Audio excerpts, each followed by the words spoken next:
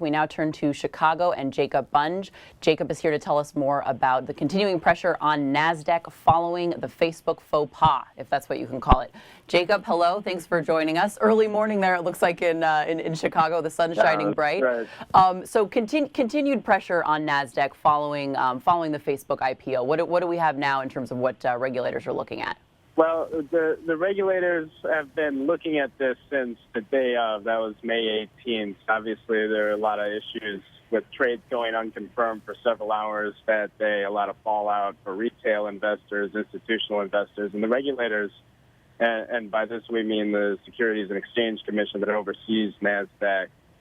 They were in there from day one trying to understand what had happened. They're going through trade by trade to really get a sense of where the issues were and how people were impacted.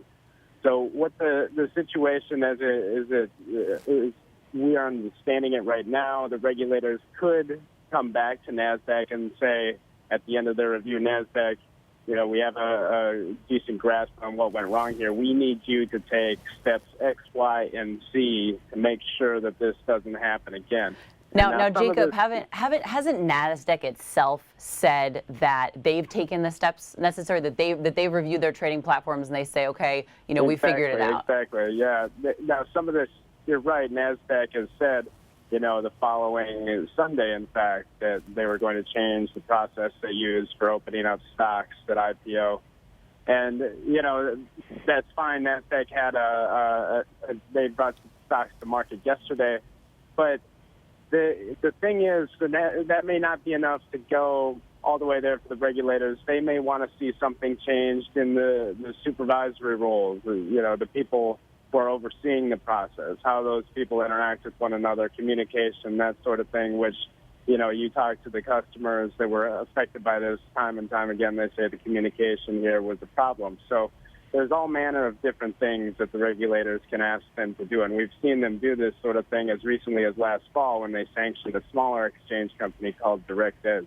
Okay. And also, I mean, it's, the regulators here, I mean, if Nasdaq said, well, we made, we made these corrections and everything is fine. I mean, they said they did all these tests before the IPO, and those tests proved, they didn't bear fruit. There were these problems with the IPO. And so regulators, especially, I mean, some of the reporting that you and our colleagues have done, just the kind of fear in the individual investor, who the SEC is charged with protecting, the kind of fear that this raised among individual investors about what is going on in this market if a name brand exchange can't even guarantee my orders. Well, that gets to the heart of the matter. The SEC's main function, one of them is to instill confidence, protect investors, and in fact encourage investment in the public markets. So this type of event here, we saw with the flash crash, we've seen some other instances, BAT's IPO. When these sorts of things happen, it's a function of raising money in the public markets. It's a function that, in some cases, retail investors are affected, and the SEC takes that real seriously. Wonderful. Jacob Bunge in Chicago, thanks so much for your time, Jacob.